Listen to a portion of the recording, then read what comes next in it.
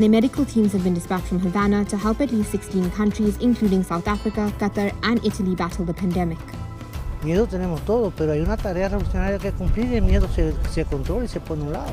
So why are doctors from Cuba, a country with one of the lowest GDPs per capita in the world, so special? The Cuban medical staff sent around the world come from the Henry Reeve Emergency Medical Contingent. It was started in 2005 by the late Fidel Castro and specializes in rapid response to natural disasters and outbreaks. Since then, the unit has helped 3.5 million people in 21 countries. But Cuba's medical internationalism goes back further than 2005 and is rooted in the struggle against colonialism. It all goes back to the Cuban Revolution in 1959, when Castro overthrew Fulgencio Batista's dictatorship and established a communist regime. Free healthcare and education were identified as universal human rights, so the country invested in its own healthcare system. But it also built an international outreach. Illegal! This is why we can't do what? We must do everything in our power to stop this. How dare they? Why aren't they shipping weapons and bombs to other countries? Oh wait, they used to. Except, the weapons and bombs and military support that they were offering to other countries were on the right side of history, and America was seemingly on the wrong side of those conflicts as well. Apartheid South Africa comes to mind. Anyway, effort in order to respond to situations like natural disasters, as well as help other countries with their anti-colonial struggles. During the Algerian War for Independence, Cuba sent their doctors to help after French doctors left the country. Some of those wounded in the war were even brought back to Cuba for medical treatment. Such medical missions were essentially free, but they served to encourage diplomacy and helped Cuba overcome political isolation due to the US embargo. Since Cuba sent their doctors to Algeria in the 60s, the countries have remained friends and allies. Today, Cuba has one of the highest number of doctors per capita in the world at 8.2 doctors per 1,000 people. That's 3 times higher than the US. But how does the country even have that many doctors? In 1959, when Castro assumed power, half of the 6,300 doctors in the country defected. So the country concentrated its efforts on training new doctors. They put in place an emergency accelerated curriculum in 1963 so that they could realize their vision for a free and accessible public health system. They also invited students from newly independent African and Caribbean countries to enroll. Academic records were not the only criteria. So was a commitment to solidarity and serving communities without access to health. The program has changed a lot over the years, but there's one.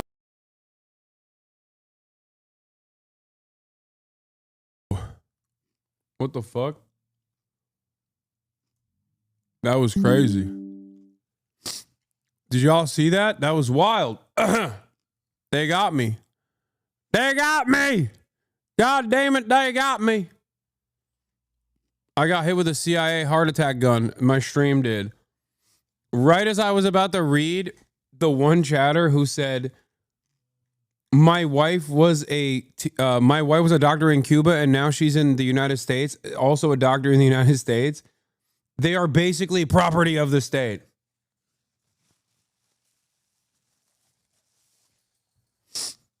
Like right as I was about to read the reactionary chatter be like, this is actually bad.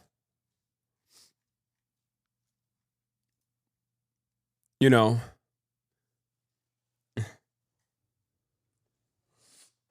I love this take because, oh, there it is. Look, I love this take because this is what they fucking say about like any kind of nationalized healthcare system as well.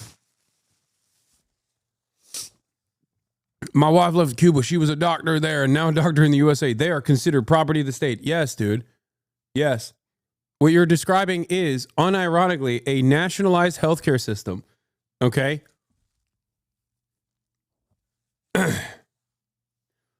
Or rather, you subtly wanted to say you got a bad bitch for a wife, you know? Hey, listen up, chatters. I got a Latina wife who's a doctor. Like, sweet flex, man. That's cool. I'm proud of you.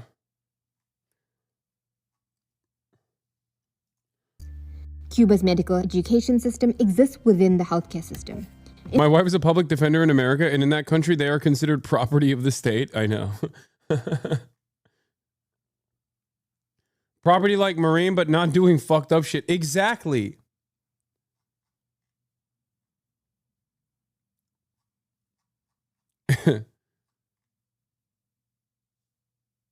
Anyway, let's continue. Instead of teaching hospitals, there's teaching at community centers and polyclinics. Polyclinics are community-based clinics with primary care physicians, specialists, and diagnostic testing.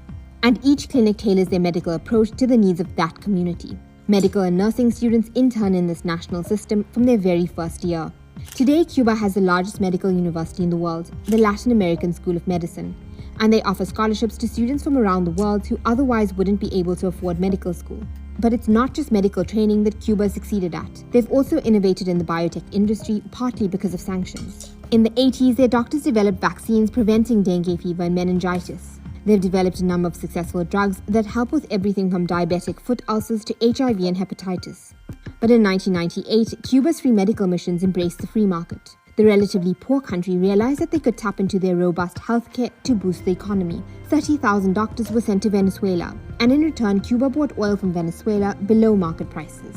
Cuba then set up permanent missions which the country would be paid for in South Africa, Qatar, Brazil, Algeria, and Kenya. Leasing healthcare professionals to 67 countries around the world brings in $11 billion a year. But how does it work?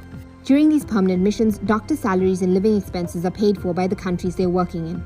But the Cuban government also gets a cut. Reports suggest that between 75 and 90% of the salary goes to the government, but the doctors still end up earning. By the way, this is literally the reason why the American government wants to put an end to it. Yeah. It's crazy to think that like these dudes found a way out of the insane, the completely unjustifiable sanctions and trade embargo that they were placed under by America, the world's largest superpower, who was mad that they had a successful socialist revolution against the America-backed dictator, that they just never let Cuba. They never let Cuba have a moment to be itself, a moment to recognize its fucking autonomy, its sovereignty. And ever since then, we've just been punishing them for this crime of doing a successful revolution. And no matter what, like, they find ways out of it due to ingenuity, due to resilience, due to, due to central control and central planning. And even then, it's like America will never stop being the biggest evil villain of all time. In spite of it all. A lot more than they would in Cuba. But some doctors aren't happy with the arrangement and have complained of harsh living and working conditions. In 2006, the US created the Cuban Medical Professional Parole Program. It granted visas to any Cuban doctors who wanted to defect. We just found Chatter's wife, by the way.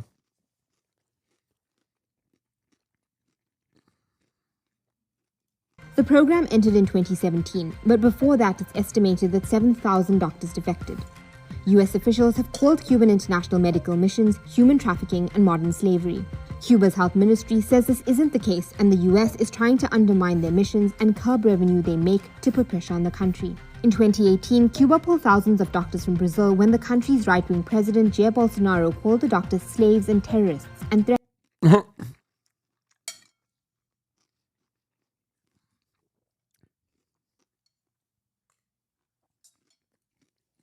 Yeah. Bolsonaro saying this is slavery. It's funny because, like, you know, he loves slavery. I don't know. Threatened to cancel medical cooperation agreements. More than 8,000 Cuban doctors have been stationed in remote areas in Brazil where it's difficult to get. Have you ever spoken about the absolute pathetic grift that is Asmongold's current content, or do you think he just saw your success and said, I'm going to do the Nazi version of that? Yes, I have spoken about it. I even briefly alluded to it earlier today. At this point, I just kind of like crack jokes about it because we've known about this for quite some time. He has been doing it for a while.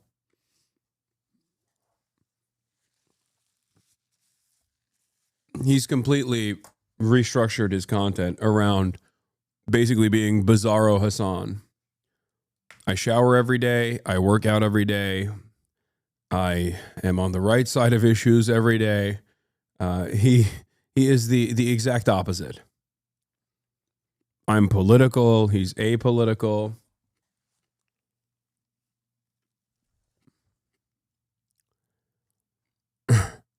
I leave my house every day. I go touch grass every day. Yeah.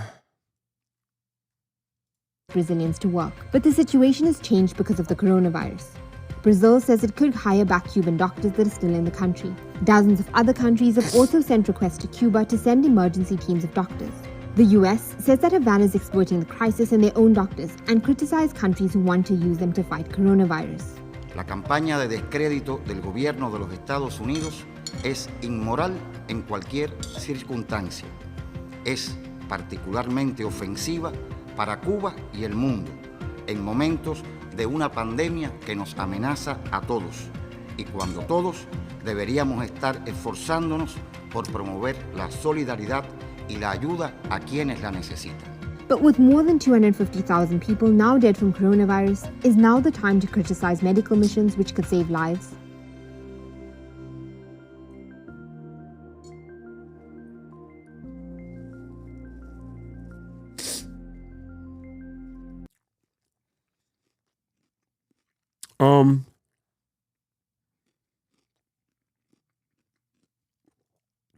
Let's talk about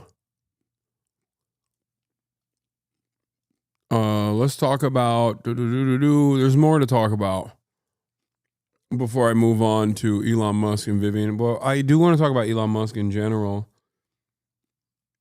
Jokes aside, you are the more apolitical between the two of you. You have a set of beliefs based on empathy and actual common sense for daily living. He's a reactionary weirdo, as every one of his convictions colored by reactionary political sentiment. Yeah. Oh, part of the reason why I'm interviewing a doctor from Cuba is because the Trump administration has taken new initiatives specifically to undermine countries that have good relations with Cuba and are they allow or they get Cuban doctors to come and help with health care in their countries. Now, there's a bunch of Caribbean nations that do this. Jamaica obviously is one of these countries, and Marco Rubio actually landed in Jamaica earlier today.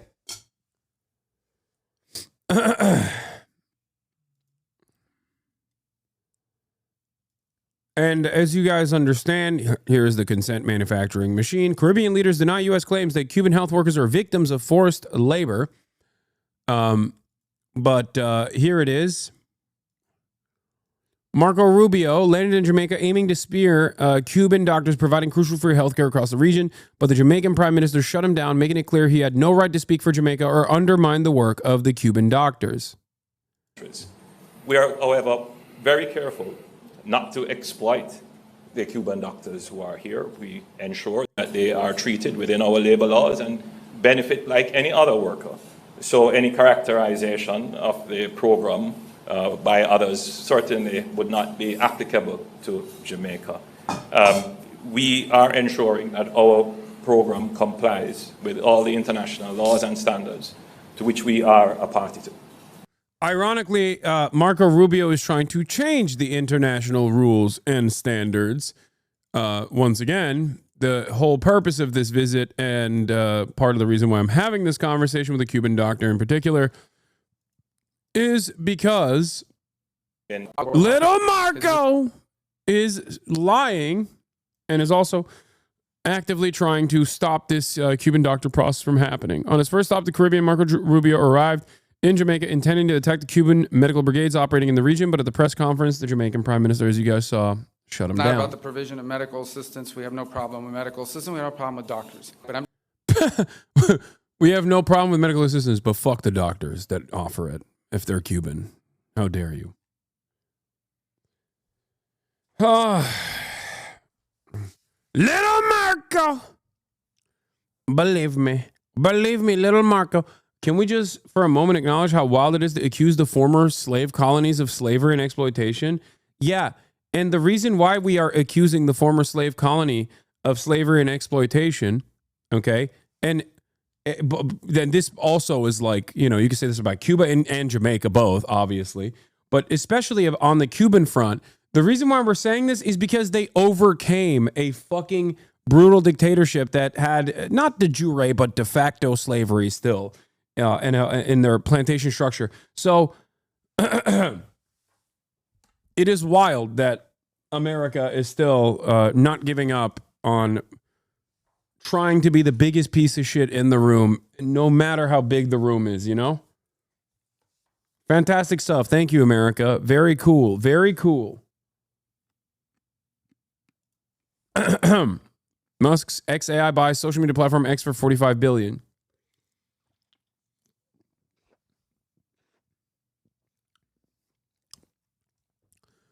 Musk's XAI acquires X in $45 billion all-stock deal.